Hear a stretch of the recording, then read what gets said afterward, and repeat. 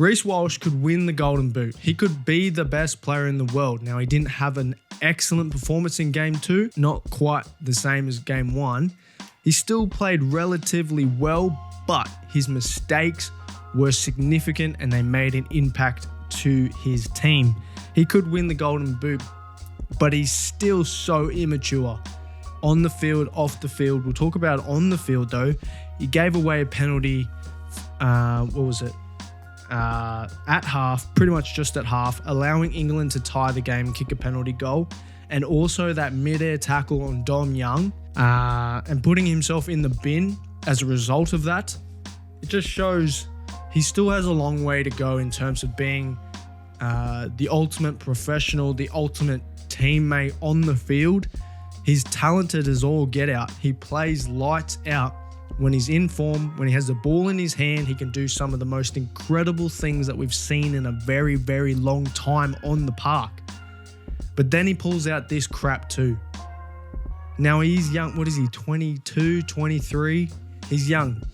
But as we start to go into season after season, we can't use that excuse any longer.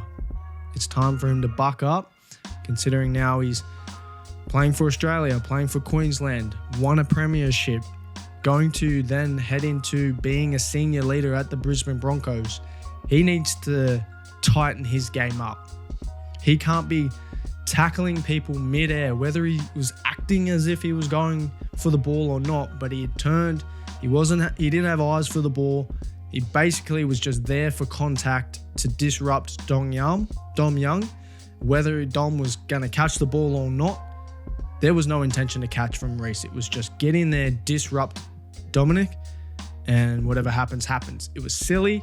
It's inexcusable, because if that was a very close game and he puts himself in the sin bin for 10 minutes and he's one of the best players on the park, if he does that, you lose a little bit of respect from your teammates. Now, it didn't end up playing a huge factor in this particular game, but if this is against New Zealand in a Pacific Championship, or a World Cup rather, final, and he goes and does that and it plays a significant role in the outcome of a game, that's where it's going to start to cause a lot of issues and potential rifts if he maintains this type of stuff in his game.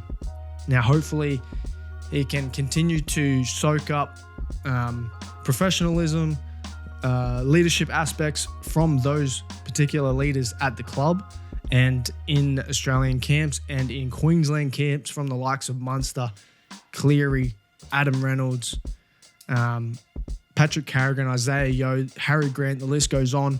If he can soak all that up, if he can take it on board and then try to instill it in his game and try and get rid of you're never going to get rid of the recklessness entirely, because that is what makes his game so dynamic and so exciting, is because he's willing to chance his arm. He's willing to go for a gap, put a kick through, go down a short side, throw that pass. It's what makes him great, but it's also what can bring errors into his game. So you're never going to get rid of it completely, and you kind of understand that and you accept that.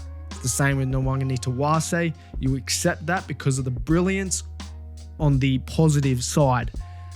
But the recklessness, the immaturity, that stuff needs to start shifting away from his game and the game and his life outside of football. Now, who the fuck am I to tell him how he's going to live his life? But he's a big personality. He has a big name. There's a lot of kids that have eyes on how he acts on and off the field.